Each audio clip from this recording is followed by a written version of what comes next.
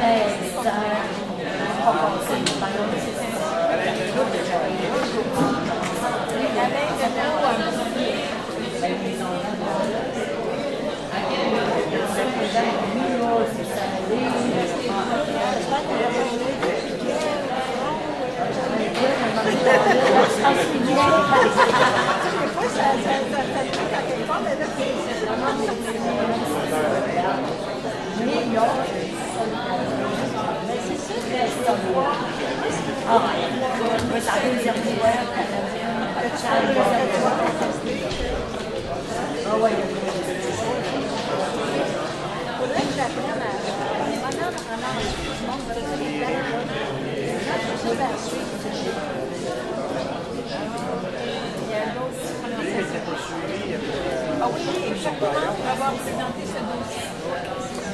Le 6 millions, là. Il vient de réaliser qu'on voulait passe par ici, là.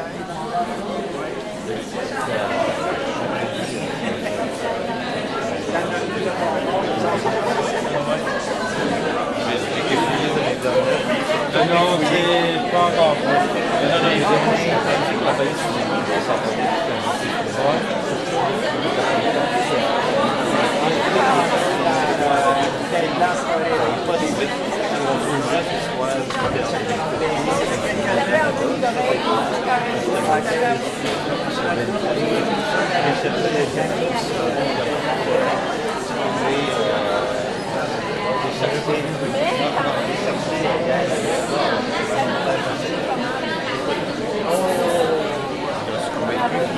J'ai été les reportages samedi passé, quand j'ai vu le plus d'eau en ville. Va d'un bord, va de l'autre.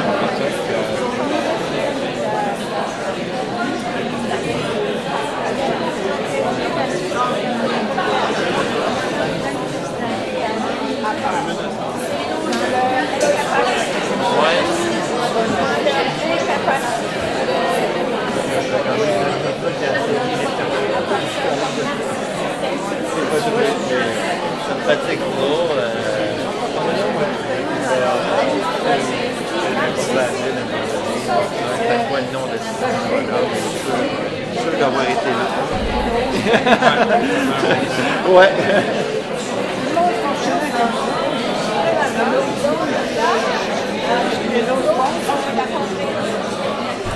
Je vais repasser. Excusez-moi. Je vais descendre.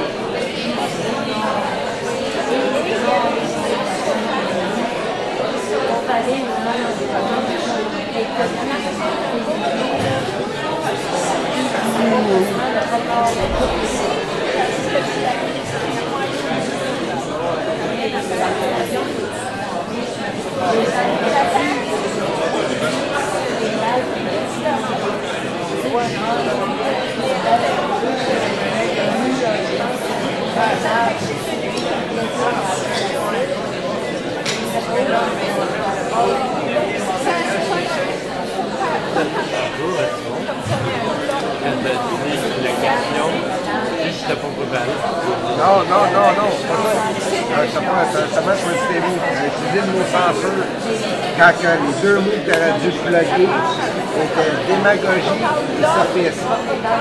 Tu l'as parlé avant? Pas nécessaire. T'es libre de poser la question que tu veux, Martin. Non, mais... Moi, je peux te dire que je t'ai écouté poser ta question, puis dans ma tête, ça a fait mauvais choix de mots. Faut que je choisisse. Surtout avec lui, là, Brian Miles. C'est le président de la Fédération des journalistes. Pointu, là. Ta question, là, pour qu'elle soit centrée, faut choisir tout le temps le mot. Pas un mot générique. Tu peux pas aller générique. Faut que tu sois pointu sur sa fesse. Fait que, dans la au lieu de parler de censure, de parler de sophisme, puis de parler de démagogie. Comme Jean Martineau, les Rimouais Écuries, toute la petite gang-là, de la démagogie et du sophisme. J'ai totalement sur les mots de... Puis l'autre qui passe en avant, puis l'autre, une chance qu'Ali c'était là, puis elle a dit, ah ouais, vas-y, c'est une question primordiale, mais que pas nous dire que sa question n'était pas sur les gens. bout. Oh oui, mais comme il a dit, tu ne mentionnes pas d'exemple concret, il n'y a pas d'exemple qui vient en tête. Pourquoi dire qu'il y a un exemple qui est en tête? C'est le président de la Fédération des journalistes. S'il sort quelque chose, c'est son journaliste à l'autre bout qui est en bas. Peu importe quel média qui va travailler, il va y dessus en tant que président de la Fédération. C'est bon, c'est Caron Combat, hey, c'est Brian Miles. Avoir un meilleur panel, ouais, vraiment parler, mais des droits de l'homme et de la femme.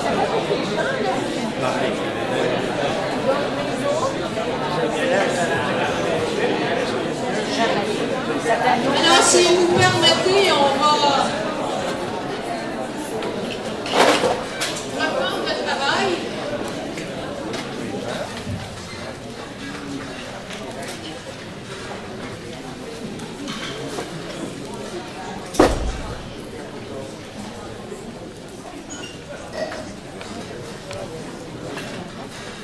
Alors, nous sommes rendus à l'étape du retour du travail des ateliers. Il y avait 6 ateliers, à moins qu'il y ait un groupe qui a fondu un chemin, mais je ne le croirais pas.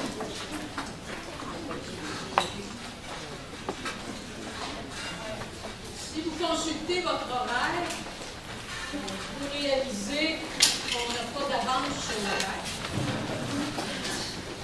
Je dirais même que nous avons 3 quarts d'heure de retard sur l'horaire. Le moyen de s'ajuster. Et on m'a dit que personne ne souhaitait terminer à 6 heures. Alors, la gestion de l'horaire, quelque part, nous appartient. Il faut être un peu chien de garde, si vous voulez, mais quand même, on a des objectifs à ce cas-là. Et je pense que c'est important de les respecter, puisqu'on sort de ce cas-là avec des pistes d'intervention pour l'avenir. Je souhaite que ce cas-là soit fécond. Donc, 6 ateliers, 6 rapporteurs ou rapporteurs. On vous demanderait si c'était possible de faire vos rapports quelque part autour de 5-6 minutes. Pour donner la chance, après ça, à un temps d'échange sur les pistes d'avenir. Et en même temps, je vais voir peut-être une petite pause qui sera un peu plus courte que 10 minutes autour de 3 minutes. Ça va? Donc, je propose que les présentations se fassent dans l'ordre qui apparaît sur votre horaire. Donc, 6 ateliers. Alors, je vais appeler le premier atelier au nom de la personne qui animait l'atelier, par exemple Maud, et qui est le ou la rapporteur de ce groupe, etc. On va dévouer. Ça va? Alors, donc, premier atelier, l'atelier de Maud qui était le ou la rapporteur. Bonjour tout le monde, je m'appelle Joël, je travaille, je suis les 3 personnes qui travaillent pour la Ligue et j'étais le rapporteur pour l'atelier avec mon prud'homme du RQGF. Donc, en fond, j'ai organisé de façon un peu thématique ce qui avait été dit. On était un groupe d'environ une quinzaine de personnes, c'était bien sympathique. Donc, je vais commencer en relevant un peu les grosses analyses que les gens faisaient de la situation générale, des analyses macro-sociales de ce qui se passe. Ensuite, les problèmes qui ont été identifiés et ensuite les pistes.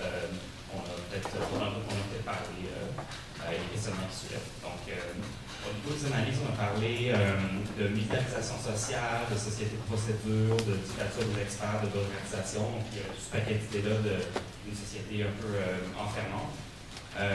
On a parlé d'un effritement général des libertés, pas juste celle de s'exprimer, mais dans le fond, du fait que l'effritement de la globalisation découlait un peu d'un effritement général des libertés. Et sur un autre mode aussi, on a parlé du fait qu'on mettait des fois de côté le patriarcat, le colonialisme, l'oppression raciale dans la compréhension des problèmes qu'on doit adresser. Au niveau des problèmes qui ont été identifiés pour la lutte, on a parlé d'obstacles un peu institutionnels à la lutte, mais aussi de difficultés plus, je pourrais qualifier de culturelles. Je vais commencer avec les institutionnels. On a parlé de judiciarisation de la lutte, ce qui a comme deux sens. Il y a le sens où les gens qui luttent se font de plus en plus imposer des peines, soit criminelles, soit autres. Il faut se battre contre ça en cours, mais aussi un obstacle un peu plus sournois qui est celui du fait qu'on s'est entraîné sur un terrain judiciaire, de contester des reculs, l'augmentation du chômage, de l'aide sociale. C'est un terrain sur lequel on a tendance à perdre c'est ce que la personne soulevait. Donc, il y a ce niveau-là. On parlait d'épuisement financier comme un obstacle aussi. Les organismes commencent à perdre leur statut de bienfaisance et c'est largement grâce au travail de pétrolière dans certains cas. On parle des consuls paillons, l'étiquette, on peut penser au règlement P6. On parlait d'une pression sur les organismes pour être apolitiques. Ce que je mets un peu en relation avec ce que d'autres millions de personnes disaient, c'est le fait que la personne disait le communautaire a peut-être plus de capacité d'action, le communautaire aurait pu plus agir pendant le printemps étudiant, le printemps 2012, ça s'est fait plus ou moins, donc il y avait comme un problème à ce niveau-là. On a besoin de sortir un peu à la logique de réaction aux attaques et pur consumé.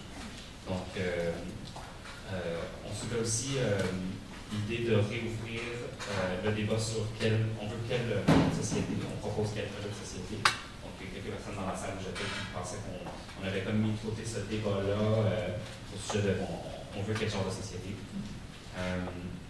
Donc, ça m'amène un peu à la question de la difficulté plus culturelle et moins institutionnelle qu'on peut vivre. Donc, dans le fond, on parlait que dans certaines régions, mais pas nécessairement juste dans les régions, l'idée du droit à la dissidence n'était pas nécessairement acquis. C'est pas juste, je veux dire, que c'est pas juste les puissants, les puissantes qui posent un obstacle à la dissidence et à la liberté d'expression, mais c'est aussi quelque chose qui est dans la population en général, contre laquelle il faudrait se battre. Et on parlait par contre d'une réalité intéressante en région, c'est le fait que les médias régionaux vont couvrir plus aisément des événements à petite échelle, que c'est peut-être moins difficile de faire couvrir en tant qu'organisme, en tant que groupe en région. Donc c'est ça, on contrastait un peu la réalité qu'on vit à Montréal, la réalité qu'on vit en région, le nombre de Gaspésie, par exemple, dans notre atelier, qui parlait du fait que dans la population, c'est pas toujours facile, mais une personne de notre région qui disait en même temps, c'est plus facile de faire en sorte que les méthodes se pointent à multi-conférences de terrain. Donc, au niveau des pistes, la raison pour laquelle on est ici aujourd'hui, on a parlé d'éducation populaire, autonome, d'éducation aussi critique face aux médias, c'est-à-dire d'éducation pour mieux comprendre, pour mieux pouvoir réfléchir critiquement sur ce que les médias relaient. On a parlé d'éducation populaire liée à une compréhension structurelle des choses, plutôt qu'à une compréhension atomisée. On a parlé de l'idée d'une plateforme médiatique pour propager l'information qui existe déjà, mettons, dans notre propre milieu. Et on a parlé aussi de recourir à des organes qui existent déjà, des personnes qui nous fait qu'on ne fait peut-être pas assez au niveau des différentes institutions qui existent pour porter nos luttes à un niveau plus officiel. Donc, je termine en posant une question que j'ai un peu commencé à poser dans l'atelier, c'est la question de comment on fait pour se réseauter, est-ce qu'on se réseaute? Ça serait sur quelle base, selon quel principe, selon quel projet?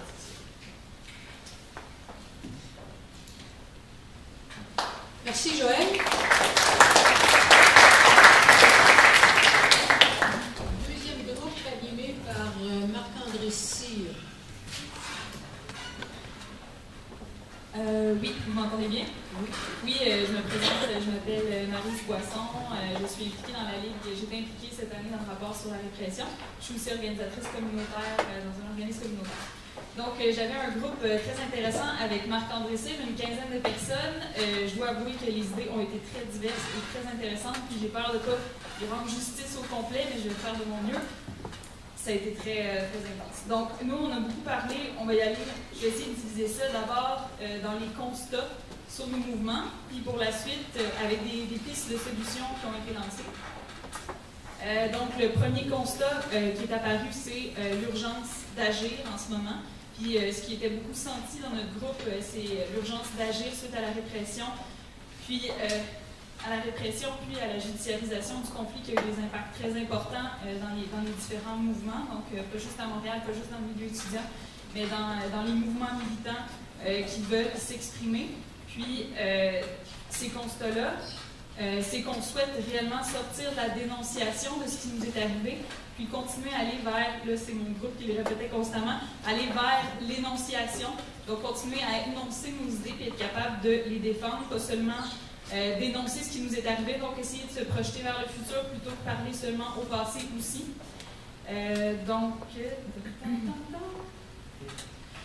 Une idée aussi qui est importante dans mon groupe, qui est beaucoup ressortie, c'est l'idée d'autocensure. Donc, cette idée que nos mouvements ne doivent pas tomber dans le piège de s'auto-censurer, donc de nous-mêmes limiter notre propre expression dans l'espace public, puis l'importance donc d'éviter notre droit à la liberté d'expression. Ça peut sembler assez abstrait, mais on avait des exemples assez concrets de ça. Donc, on parle aussi, les gens ont aussi des idées des situations de leur vie personnelle où on va souvent censurer nos idées puis, pour ne pas tomber dans un discours trop radical ou un discours que certains ne vont pas être ouverts. Donc, différentes formes d'autocensure.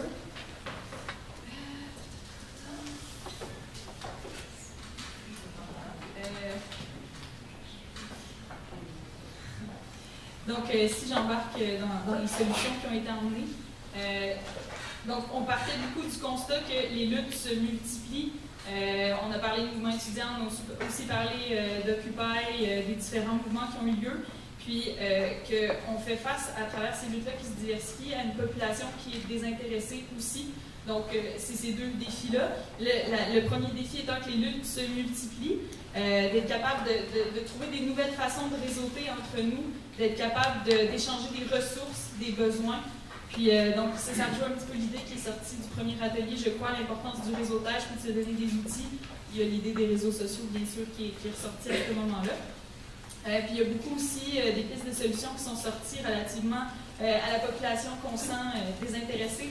Lucie Lemonde le nommait comme une population qui dit liberté d'expression, bof. Puis, ce qui est beaucoup ressorti dans notre atelier, c'est l'importance de l'éducation populaire, l'éducation politique, pour réhabiliter cette liberté d'expression-là d'une certaine façon. Voilà, puis ça, on aime toujours aussi la promotion de la créativité. C'est quelque chose qui a été soulevé, à quel point le mouvement étudiant a été créatif, comment il faut continuer à réutiliser l'espace qu'on a de manière créative différente à chaque fois pour attirer l'attention, mais aussi pour former des symboles forts dans notre propre mouvement. Puis on parlait, excusez, je reviens en arrière, mais de faire une guerre à la peur, donc la peur qu'on a nous-mêmes d'utiliser l'espace public et de l'investir. Ouf, c'était pas facile.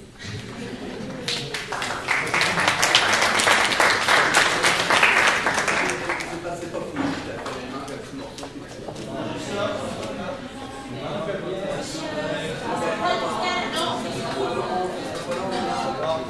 C'est quoi ça? C'est rendu qu'il y a de la censure même ici. On a parlé aussi des chevaliers. On a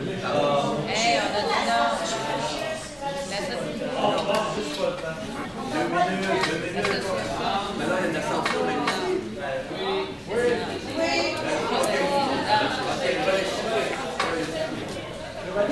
En fait, c'était une façon que monsieur avait d'illustrer la lutte contre la peur dans nos mouvements. Donc, se faire des chevaliers de nous-mêmes, heureux et valeureux, capables de défendre nos idées. Donc, l'idée du chevalier qu'on a insisté dans notre atelier, qui devrait aussi être féminisé, c'est très important. Chevalier et chevalière, qu'on en est tous capables selon monsieur. Et il soit qui m'a pas Merci. On va passer au troisième groupe, animé par François Ferris. Le ou la rapporteur, voilà. Bonjour, est-ce que vous m'entendez? Je parle jamais assez proche. Non? Et comme ça. Et comme ça. Ok, parfait. Alors, pour commencer avec les autres entraves, Bon, on a voulu passer un peu vite sur ce qui avait déjà été dit ce matin. On a quand même rappelé la répression policière et politique, le détournement du système de justice, la délégitimation de l'expression de la rue en l'associant à la violence et même au terrorisme, mais aussi la ridiculisation des mouvements sociaux. On a parlé du maire Labon, entre autres, qui avait cette façon de détruire un mouvement avec seulement une insulte ou une parole, des mots peu joyeux. On a aussi reparlé du chilling effect, qui décourage dans le fond les gens de sortir dans la rue. Aussi de l'arbitraire des règlements. On sent qu'on est totalement sous la gouverne en fait de la police et non du gouvernement aussi. Mais on a aussi abordé d'autres sujets comme l'éducation populaire, qui était également une autre entrave, donc l'éducation sur les droits individuels et collectifs, la démystification de tant la politique, le droit, l'économie, la philosophie, devrait faire partie également du système d'éducation. On a parlé des écoles, de la petite école en fait, de connaître ses droits. On a aussi parlé des entraves qu'il y avait à la liberté d'expression au sein même de nos propres mouvements. Donc, on a parlé, entre autres, des regroupements syndicaux, où il pouvait y avoir également des entraves à la liberté d'expression des membres, ou au sein d'associations ou d'assemblées générales. Une piste de réflexion intéressante, c'était sur, en fait, le travail sur la définition de nos propres valeurs et de nos propres raisons de lutter. Et donc, on avait associé ça, en fait, c'est une dame qui avait associé ça avec l'idée de l'action autonome, donc comme moyen de résistance, et en illustrant cela avec en fait, le fait d'être parent, de définir nous-mêmes nos valeurs et nos raisons de lutter, et de faire une action autonome d'éducation auprès de ses enfants. Ça allait dans le moyen de résistance qui est l'éducation populaire. On a aussi parlé d'un moyen de résistance qui serait, dans le fond, la capacité de s'indigner, ou retrouver cette capacité d'indignation. Également l'autocritique, comme d'autres l'ont mentionné avant moi. Et donc, une citation intéressante qui disait si on veut réclamer sa liberté d'expression, il faut se la donner à nous-mêmes en premier. Très intéressant. La prise de parole comme autre moyen de résistance. Et surtout l'idée de se rapprocher, en fait, de rapprocher la liberté d'expression des citoyens. Et là, on a parlé du milieu de travail. De l'importance des milieux de travail comme étant un milieu proche des individus, où en fait la prise de décision en assemblée au sein même du milieu de travail était un moyen de démocratiser un milieu proche de nous pour ensuite s'ouvrir à un espace plus grand de prise de décision sur un mode démocratique. Toujours dans les moyens de résistance, les mesures positives de capacitation pour l'exercice de la liberté d'expression. Donc on est revenu sur ni bâillon ni porte-voix. Et certaines personnes étaient d'avis que dans le contexte de la concentration médiatique, il devait y avoir des mesures positives prises par le gouvernement pour possibiliter en fait la prise de la liberté d'expression de tous. Ensuite, on a essayé de faire une discussion plus centrée sur la liberté de manifestation, en fait le droit de manifester. Donc, là, on a parlé du respect des moyens d'action de chacun. Donc, le vote, la rue, les tribunaux, on a beaucoup insisté sur la nécessité d'aller voter ou la nécessité de sortir dans la rue, d'autres étaient plus pour la liberté, dans le fond, du choix des moyens d'action. On a insisté sur le fait aussi qu'on pouvait porter des plaintes, par exemple, à la Commission des droits de la personne, les recours collectifs, la contestation publiciste, qui était aussi un autre moyen. On a dit qu'il était important d'utiliser les mécanismes de contrôle qui existent au niveau national qu'international. De dénoncer par ses voix ou d'autres le silence et les sophismes dans l'argumentaire. Donc, d'avoir une critique continue. C'est intéressant parce que dans le groupe, on avait vraiment, on voyait deux visions. Une qui était plus d'amener l'information alternative et l'autre qui était plus de créer des mécanismes de capacitation pour nous-mêmes se créer son information, en fait, ou être critique de l'information pour soi. Donc, c'est sur deux niveaux. Et finalement, pour les pistes d'action commune, rapidement, on a parlé de la grève sociale en faisant un commentaire sur le fait que certains mouvements sociaux, les mouvements sociaux en général, ont moins de capacité de créer des momentum comme par exemple, les syndicats. Donc, on attend un peu l'aide des syndicats pour une grève sociale, de la nécessité de s'unir tous, de créer des coalitions. On a eu plusieurs exemples.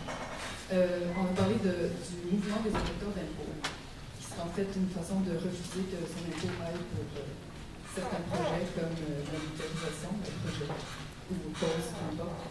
Mais là aussi, on a eu quelques commentaires rapides sur le piège que ça pourrait présenter, comme de refuser de donner son argent dans les hôpitaux, les choses sociales. La mobilisation dans les régions, il y a un commentaire là-dessus. Comme quoi il y en aurait moins. Après, on a eu un contre-commentaire qui disait qu'il y en a beaucoup, mais peut-être qu'on le voit moins. Et donc, alors, on a eu un autre commentaire qui disait les médiums de communication, Internet, ce serait bien de développer les médiums de communication, que ce soit plus facile de se regrouper. Finalement, on s'est dit on devrait définir des enjeux communs, créer un observatoire des médias, créer un observatoire sur la censure, faire un retour historique aussi, parce que souvent tout ce qui découle de l'histoire se répète, ou on peut apprendre beaucoup d'histoire. On a donné l'exemple des dictatures, de regarder des modèles, par exemple, des dictatures qui sont nées dans des situations démocratiques, pour avoir des indications sur certains phénomènes qu'on remarque actuellement dans nos sociétés. Un front commun large.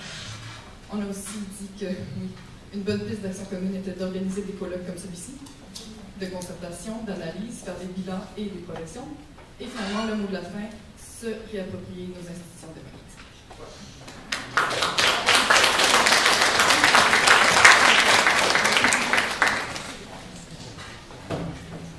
Merci. La quatrième équipe animée par M.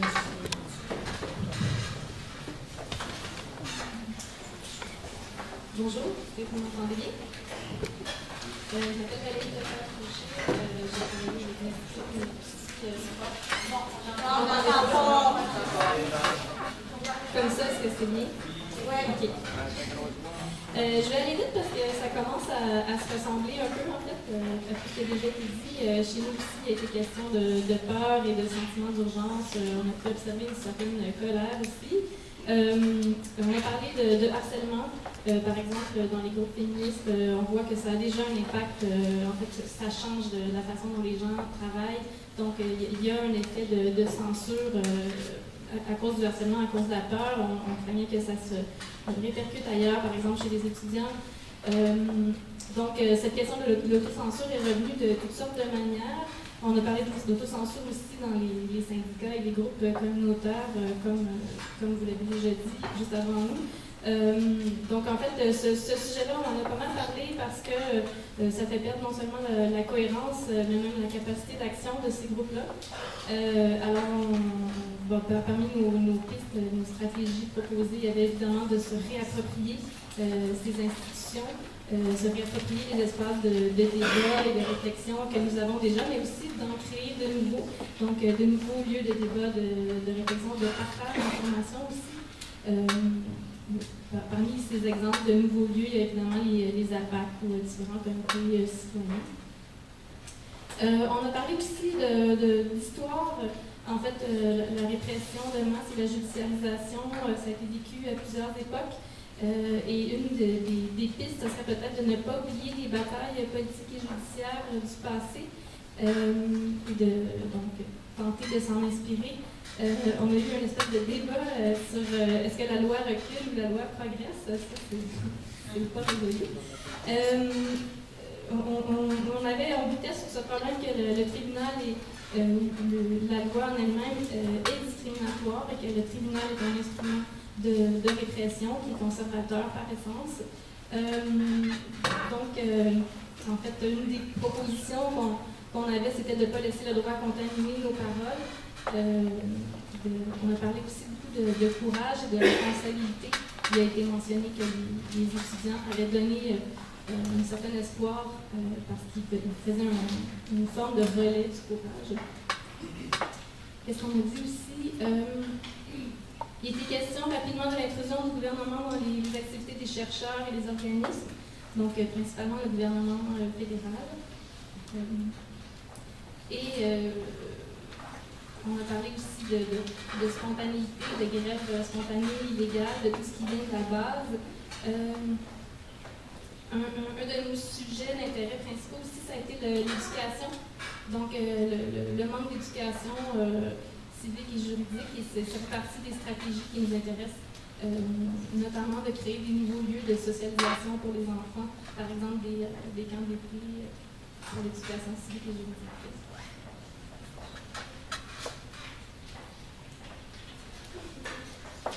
Ben, je pense que ça fait le tour parce que sinon on se répète pas mal. Voilà.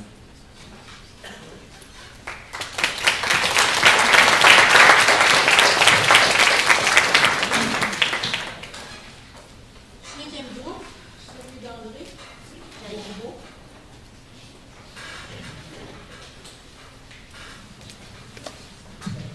Bon, Suzanne Miron, j'étais avec André, effectivement. Il y a plein de choses qui ont été dites auparavant dans les ateliers. Je pense que ça vaut la peine de répéter tout ça, sauf que moi, je ferais une espèce de cri du cœur parce qu'il y avait une participante dans l'atelier qui disait « S'il vous plaît, n'abandonnez pas les régions, elles sont laissées à elles-mêmes. » Alors, je pense qu'il y a des expériences très diversifiées dans les régions, mais il y a des régions qui se sentent vraiment abandonnées. C'est peut-être un cri du cœur parce qu'il se passe des choses dans les régions et les citoyens ont besoin, les citoyennes ont besoin de se sentir appuyés, soutenus et faire partie d'une grande cause.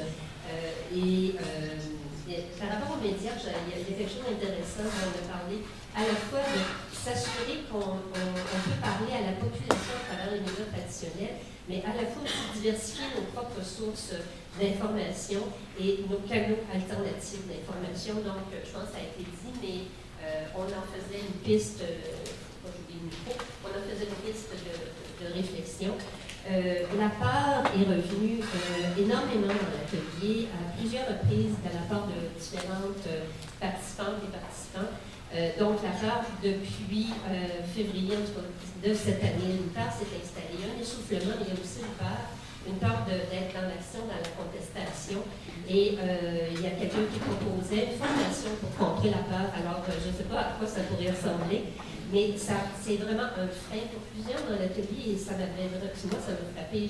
J'ai vérifié avec les gens de l'atelier avant de quitter, puis dit, bon, il me semble que ça, c'est quelque chose qui a été vraiment présent dans l'atelier. Il y a eu plein d'idées, mais déjà qui ont été dites avant là, sur des pistes d'action, de solutions, mais je ne voulais pas oublier une proposition de formation pour contrer la peur. Donc, voilà, ça pourrait être intéressant comme formation, je pense. Merci. Je pense pas que j'oublie André. Ça va? Oui, ça va. Alors, les autres se recoupent d'ailleurs, les autres ateliers recoupent avec les moyens d'action.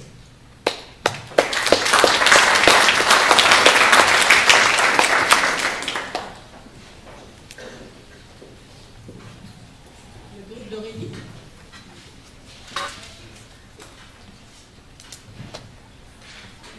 Bonjour tout le monde, Véronique Fortin, je suis étudiante à licence publique. Moi aussi, on est dernier coup sur la partie, donc il y a plein de choses qui ont déjà été dites. Je dirais, notre discussion, c'est intéressant, on a fait un cercle de parole, donc on avait un petit bâton de parole, on voulait favoriser l'écoute, la liberté d'expression, mais aussi écoute. Donc je dirais que notre discussion est allée un peu dans tous les sens, mais productif, tous les sens très productifs. Liberté d'expression fondamentale quand on est militant, peu importe la cause. Donc, une des top priorités, c'est de retrouver le droit de manifester. On a parlé aussi beaucoup de néolibéralisme dans notre atelier. Les fondements néolibéraux de la société sont incompatibles avec une société fondée sur les droits.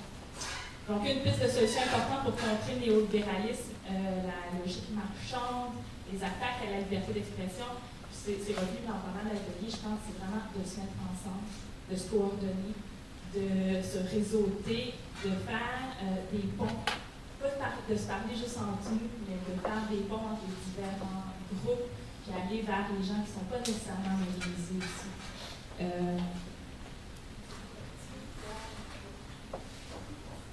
On a parlé de la peur aussi.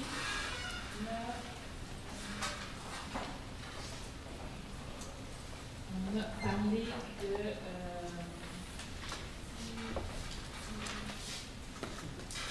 on a parlé de ne pas rester dans la réponse dans la défense, mais aussi de créer du contenu, fixer l'agenda, proposer de l'espoir pour contrer la peur, justement. Donc, ça fait que ça rejoint une espèce de formation contre la peur. Il y a des outils pertinents qui existent. Faisons-les circuler. On a parlé du documentaire Dating. On peut continuer de faire circuler justement pour sensibiliser au-delà de nos réseaux. On a parlé de la gestion du changement, fondement des libéralismes, ça fait 30 ans que ça se prépare, on prend du temps, mais alimentons ceux qui sont dans le gris, ceux qui ont des positions peut-être moins fermes, plus ouvertes dans notre gestion du changement. On a identifié plusieurs sources d'attaque contre la liberté d'expression, mais il ne faut pas négliger les sources de financement qui sont des sortes de bâillons. On parlait notamment du financement de Centraide, du gouvernement, donc les centres de services, cette logique en chambre encore une fois. Donc, il ne faut pas négliger que les sources de financement, des fois, ça peut être des bâillons.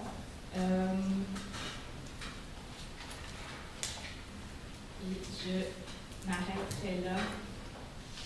Est-ce que Philippe avait quelque chose à rajouter? Ça fait tout.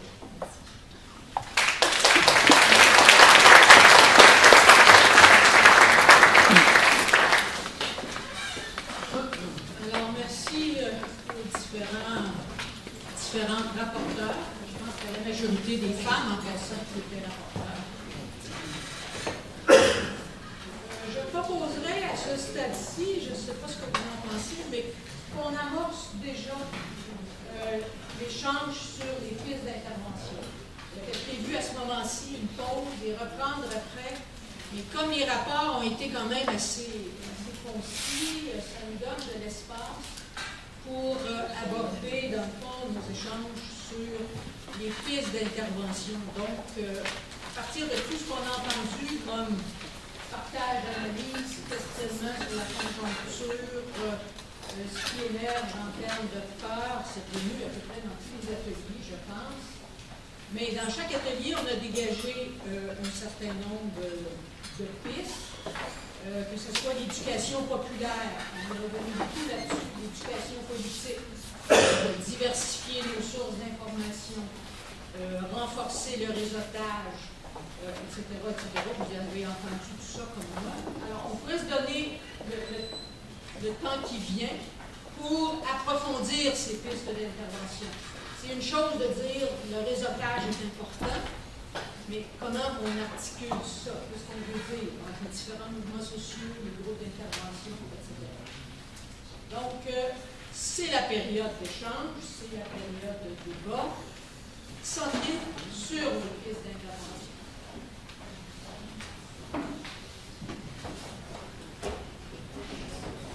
Oui. Oui, vous avez toujours, il faut aller au micro, parce qu'à cause des enregistrements, etc., il ne faut pas prendre les interventions à partir de la salle.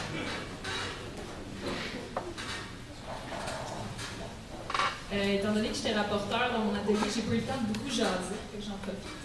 Moi, j'ai été en Espagne l'année dernière, puis en observant le mouvement des indignés, puis ce qui s'est développé suite au mouvement des indignés aussi, un exemple de réseautage qui m'avait beaucoup inspiré, c'était suite aux occupations, donc suite à la mobilisation sur le terrain, les gens se sont demandé comment est-ce qu'on est capable d'agir ensemble, comment on est capable de se coordonner.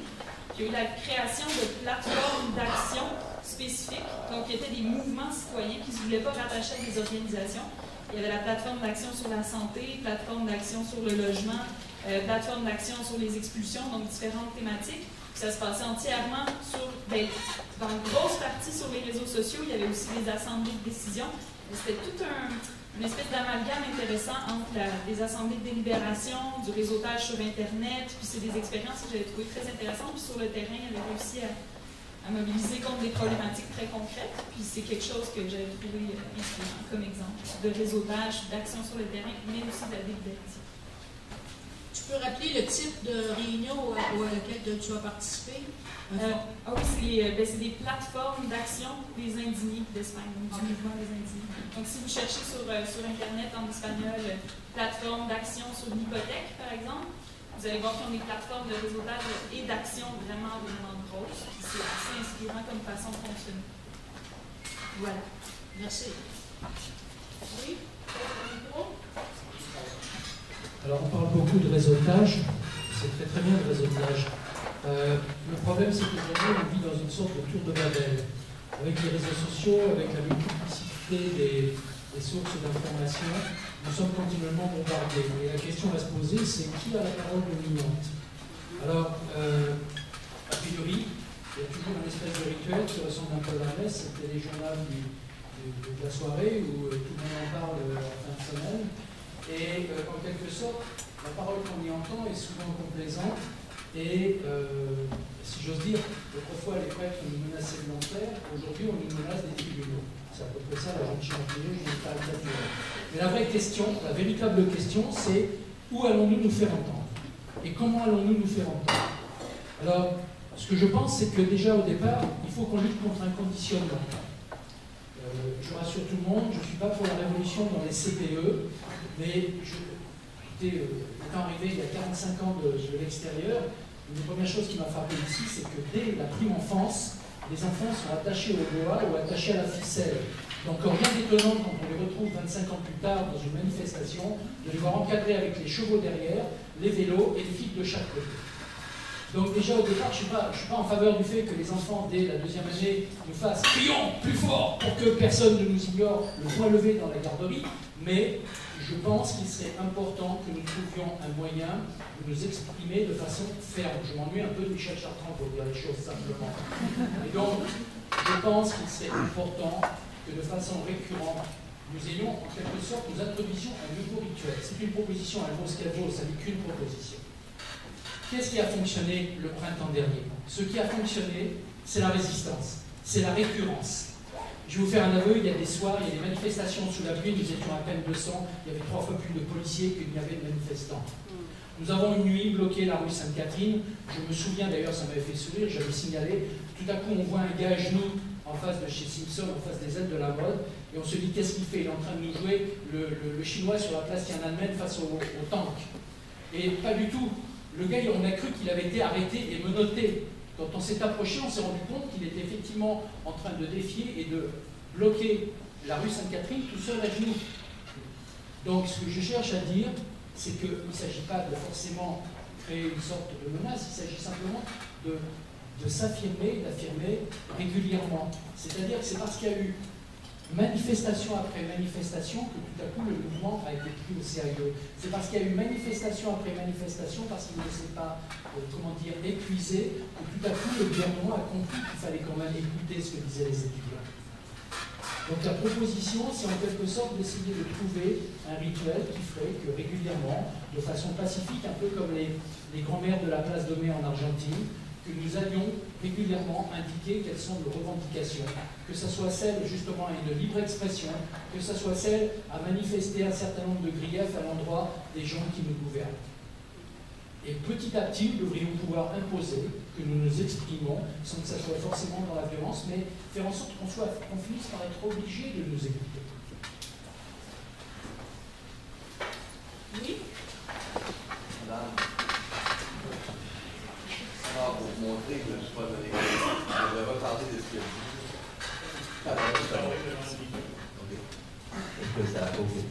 Je vais reprendre un peu sur le journaliste qui vient de parler, mais excellent. De même que Christian Nadeau qui s'exprime, mon Dieu qu'il est sur la coche, ce gars-là, c'est pas possible. Mais moi, j'essaie des fois d'être sur la coche. Bon. Alors, il y a environ un mois, sur mon Facebook, j'ai dit tous ceux qui sont des collabos, qui collaborent avec l'élite puante et corrompue au Québec. C'est-à-dire les gens qui sont associés au PLQ, au PQ, à la presse, au Journal de Montréal, tout ça, sacrez votre temps de mon Facebook. Sinon, je vous provoquerai en duel. Et après ça, plus tard, j'ai mis tous ceux qui ont déjà eu peur dans la vie. Je ne parle pas ici des papillons. Moi-même, j'ai déjà eu les papillons. J'ai fait, par exemple, des courses comme la course Québec-Saint-Malo. Je vous dis, quand vous êtes sur le départ, vous avez des papillons terribles, mais vous vous élancez quand même. Et prenez Éric Gay, là, qui fait des downhill dans le portillon en haut, là, ces gars-là, ils souffrent à l'os et ils y vont quand même. Alors, il y a moyen d'apprendre à vaincre sa peur, c'est pas si difficile que ça. La preuve, c'est que tous ceux ici là, qui ont tenté de m'interrompre, vous m'attendrez dehors et je vous provoquerai en duel. On va y aller. Ceci étant dit, mon groupe revient parce que je veux faire honneur à Michel Frétag, excellent sociologue qui a vécu au Québec. Vous savez qu'on parle des pistes d'intervention. Exactement. Et Michel Fretac disait il faut réenchanter le monde. En effet, il faut le réenchanter. Vous êtes d'accord? Faut-il le réenchanter? Je pense que oui. Et pour réenchanter le monde, il faut trouver une narration capable de réenchanter le monde. Et c'est pas avec la narration de l'économie et allez-y payer votre carte de crédit ce mois-ci qu'on va arriver à réenchanter le monde. Alors moi, je suis passé par Proudhon, Kropotkin, Karl Marx et toute la gang, et j'ai vu qu'il fallait revenir à une époque pré-voltairienne. Vous vous souvenez de Voltaire, quand Jean-Jacques Rousseau, on a pris Rousseau, on l'a mis en prison, et pourtant Rousseau, mon Dieu, il y avait des choses intéressantes à dire, le contrat social, l'équilibre nature, homme-nature, on a foutu en dedans, on n'aurait jamais dû faire ça. Notre crise écologique, alors toi je t'attends dehors, je te passe au fil de mon épouse. Alors, tous ceux qui m'interrompent, et là, il faut revenir avant ça à l'époque des chevaliers, à l'époque de Marcel. Il faut quand même respecter le cadre de la plénière actuelle. Exactement, il faut revenir à l'époque chevaleresque, à l'époque épique. Oui, ce que je dis là, c'est que tous ceux qui veulent former des groupes de chevaliers, lâchez-vous là, sans peur et sans reproche, tous pour un, mais c'est le réseautage, ça. On a parlé de réseautage. Exactement, moi je suis d'accord. Le fait, c'est la peur, bon Dieu, il faut bien que ça passe, c'est un vrai thrill. Une fois que vous avez du plaisir avec votre père, mais c'est un plaisir. Je vous remercie.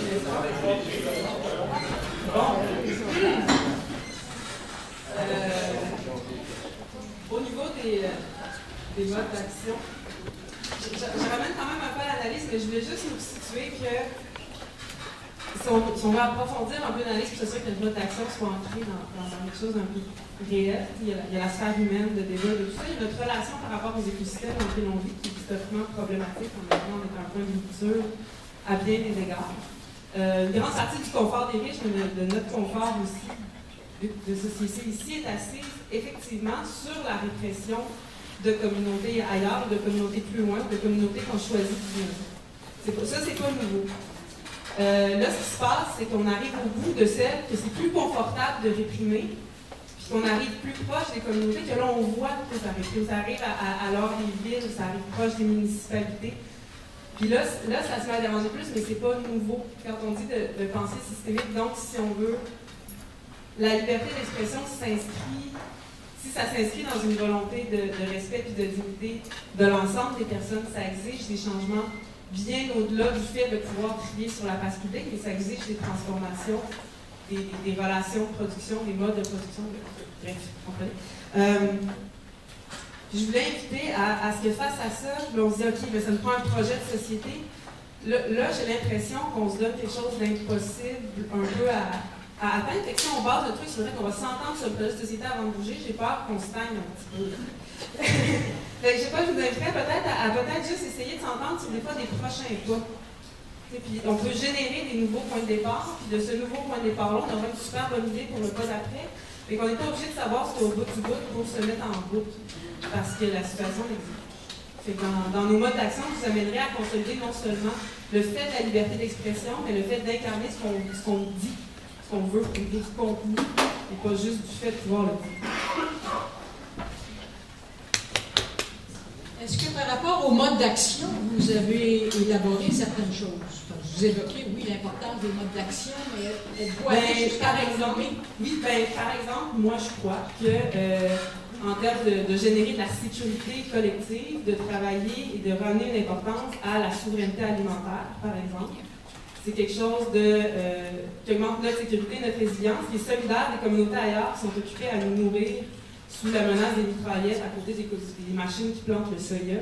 Il y a comme tout un autre entretien de la répression qu'on fait de par nos modes de consommation qui sont plus ou moins conscients. Dans une démarche d'exercice de la liberté d'expression, il y a aussi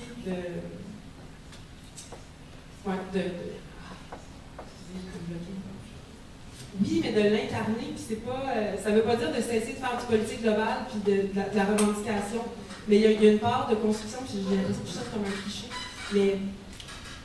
mais c'est quand on dit des réseaux, il y a aussi des réseaux dans le réel, puis si les gens ne peuvent pas sortir dans la rue, aussi des fois c'est parce qu'il y a des fins qui sont occupés à ci puis à ça, puis d'augmenter notre autonomie collective réelle de par des logements, puis de par de la bouffe, ben, si on n'est pas occupé à la survie, on a plus de temps de s'impliquer dans le politique aussi. Puis il y a cette solidarité-là aussi qui devient un exercice de liberté d'expression. Je suis solidaire avec toi.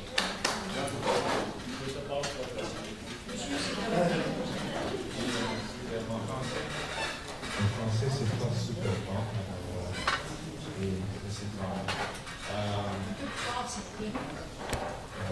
Est-ce que c'est mieux comme ça? Ok, excusez, il faut quasiment manger le microphone.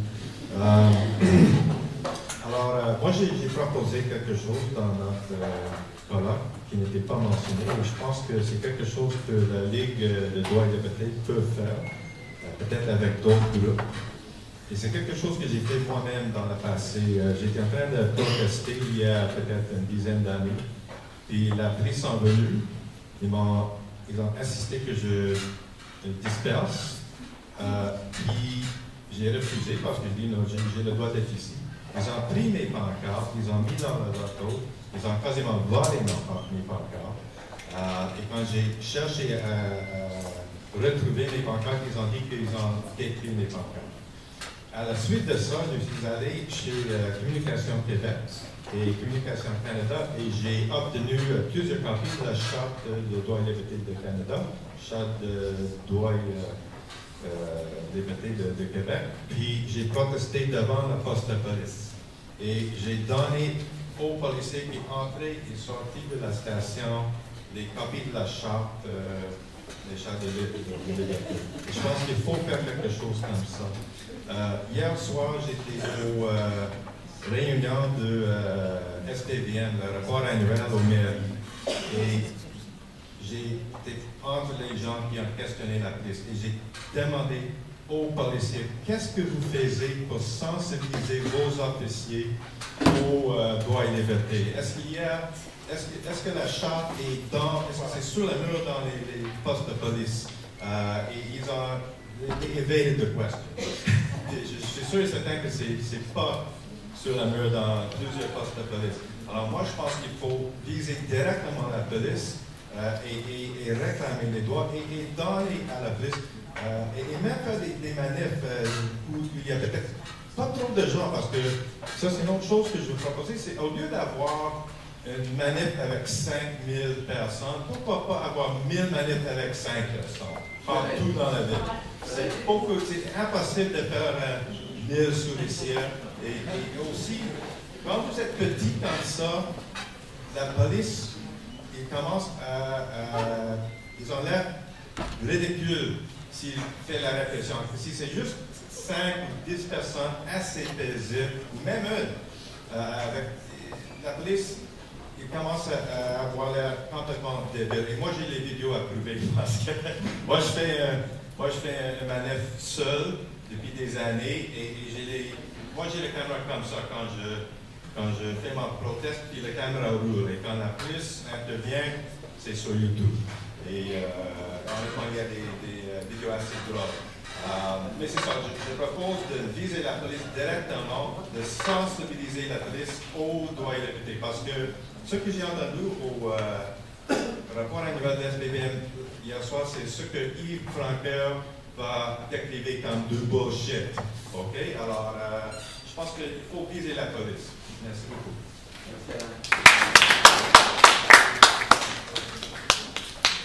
Oui, à vous. Bonjour. Moi, j'animais des ateliers. C'est vrai qu'il faut manger une J'animais des ateliers qui a résumé Véronique. Puis il y a plusieurs choses qui sont sorties, qui ont l'air d'être sorties dans plusieurs ateliers. On a parlé de réseautage, on a parlé de dénonciation du néolibéralisme, de se donner les moyens, et on a parlé d'autocensure aussi, des fois, et de peur. Là, le réseautage, ça sort souvent, mais au-delà du réseautage, c'est-à-dire qui veut dire se connaître les uns les autres, je pense que beaucoup on se connaît, mais il y a coalition.